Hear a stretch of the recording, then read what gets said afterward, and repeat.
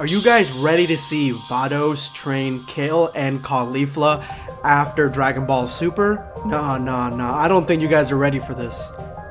But I'm gonna show you anyway.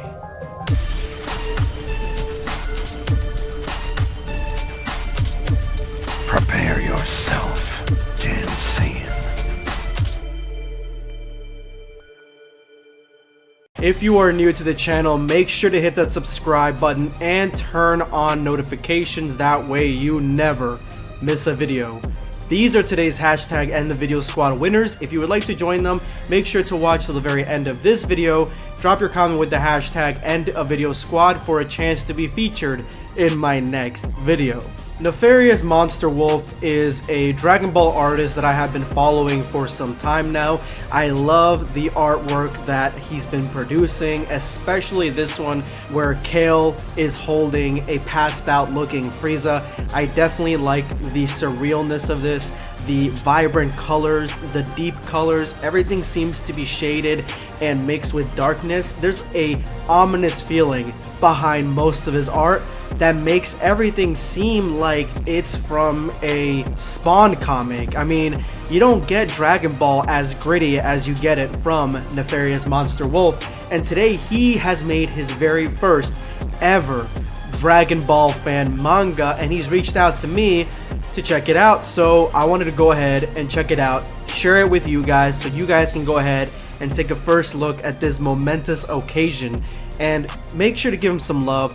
Follow him on Twitter. He's got a criminally low number of followers on there for an artist that has this much talent, so make sure you hit that follow button for him. I'm gonna have a link to his Twitter and his DeviantArt page in the description below and a top comment. Make sure to support the artist. So we begin with a message from the author. Hello guys, so I've had the concept of this story brewing in my mind for a while now. It'll span an entire arc basically, with this first chapter being me testing out the waters. If you guys like it, please do let me know, because I'll be gauging the interest to see whether or not I should continue. Since this took a monstrous effort to complete, I can't really afford to continue if there's no audience, so don't be afraid to tell me what you think on my social media handles, and there they are. This story takes place after the end of Z, and that is 3 or 4 years from the present DBS timeline with the Moro arc. And in this fan manga, we're going to be knowing a lot more about the hierarchy of angels, and of course be focusing on Universe 6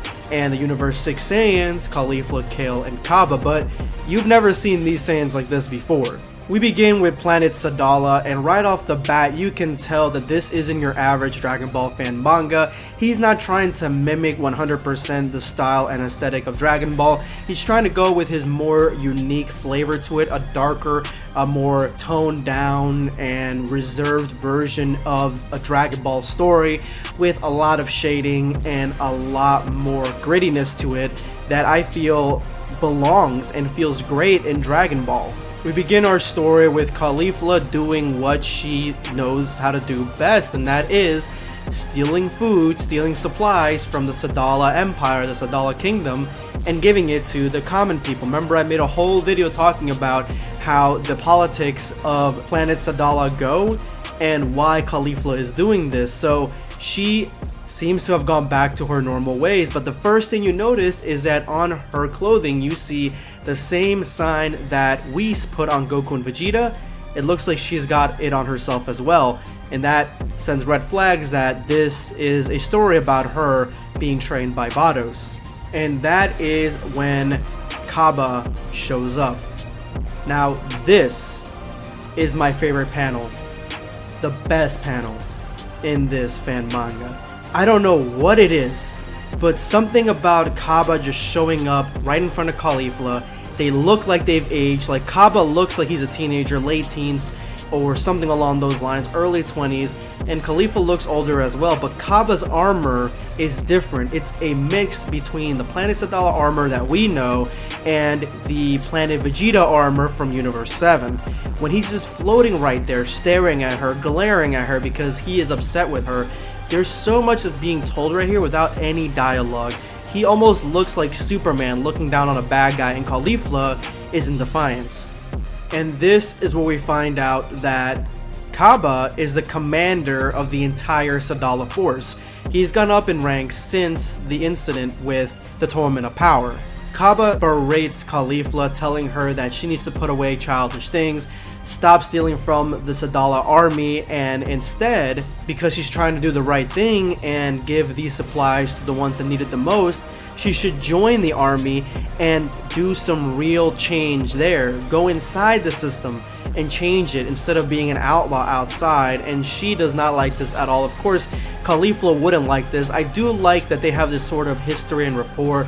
Cabba's not like a complete pussy when it comes to Caulifla anymore. He's talking to her very direct and looking down on her almost, and she feels it and tells him to piss off. Tells him he better watch his mouth because he's talking to the top Saiyan on the planet, and this is where Cabba's thinking to himself, the top Saiyan, well, she's not really on the planet, she's actually training right now on Champa's planet under Vados's eyes. And look at Vados's eyes right here. Oh my god, they're not only gorgeous, but they have that same mystique that the angels get in Dragon Ball Super that you can't really explain. Like, you don't really know what's going on inside their head, and her watchful gaze is on Kale. So Kale's actually training as well with Vados. And here we see a Kale that looks completely different than the Kale that we know, and she's in the middle of eating her lunch or dinner with Champa, but Champa ate all his food already, and he's ordering her to give up her portion, but she chomps it down as well.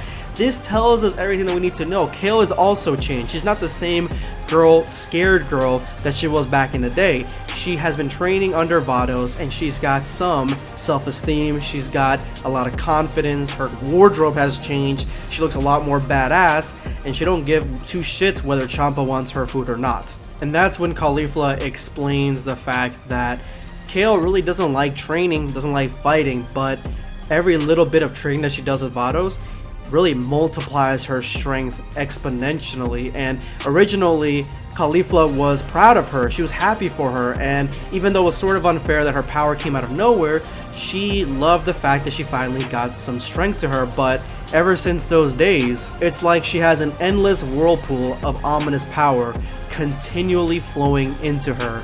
This panel also is amazing. Like, each panel is a work of art in this fan manga. This is an artist, this is a DeviantArt artist that's creating these, so of course the level of art is going to be high tier, but this, man, this just explains everything about her. The fact that even in those states, the berserk state, she's got a lot of strength inside of her, and it seems like maybe some of that takes over once she actually goes into that transformation. So lately, Caulifla really hasn't been training with Vados. She has been doing this, running around, stealing food, applying her power where it's needed the most and where she feels like she makes a difference, because she doesn't feel like she's making a difference next to Kale, fighting and training alongside Vados. So she tells Cabba, if you're gonna try to take away the one thing that makes me feel alive, then you're gonna be taking it away with blood. And that's when they stare each other off, and this happens. A dark and evil beam of energy splits them both apart. A giant howl like a monster echoes through the air, and Cabba and Caulifla look mortified. Some sort of creature comes through the floor, and it looks like this crater housed some sort of wild animal, a wild beast.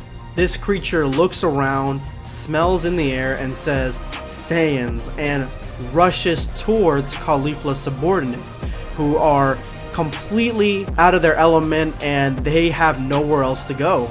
But Caulifla stops him in his tracks and tells him that she feels this ominous intent, this murderous intent coming off of him, and that he needs to chill the fuck out because they didn't come there to fight him or anything like that. They have nothing against him. And that is when he uses his tail to throw her aside, and it looks like this dude is a Saiyan. It seems like he's hearing voices, or he's remembering something that somebody sent him there on his own request to fulfill a duty.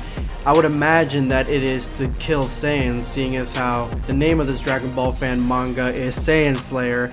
And so he ends up knocking out Caulifla, and once she's passed out, he yells and roars death to all Saiyans, and you can tell that he is a Saiyan himself. He almost looks like the first artwork that we saw for Yamashi, and he is intense. Not sure why a Saiyan would want to kill other Saiyans in such a brutal way, but he's there and they're gonna have to contend with him, and that is the end of the chapter.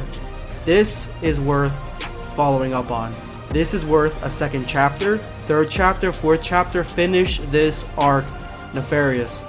Do it, man. This is awesome. I really do appreciate you sending this to me. Guys, don't forget to follow him on Twitter. I'll leave a link to his Twitter account and where you can read this manga for yourself. If you made it to this point of the video, you are now part of the hashtag end of video squad. You guys are awesome for making it to this point, because that's the best way to successfully help out the channel. Don't forget to drop your comment with that hashtag for a chance to be given a shout out in my next video. Today I'm going to be responding to Devil's Hound K99. What abilities did the ancient blooded Saiyans have and what made them so mad at the tainted blooded Saiyans? It's more of a purity thing. They reach their power and their strength through the Hikaru state, which is a state that's inherited through the bloodlines, while the tainted Saiyans find other means to get greater power, such as God Key or the Tree of Might fruit. At least that's the way I interpret it, but you can interpret it any way you want. Thank you so much for your comment. This is going to be Blackscape signing off. Take care, guys.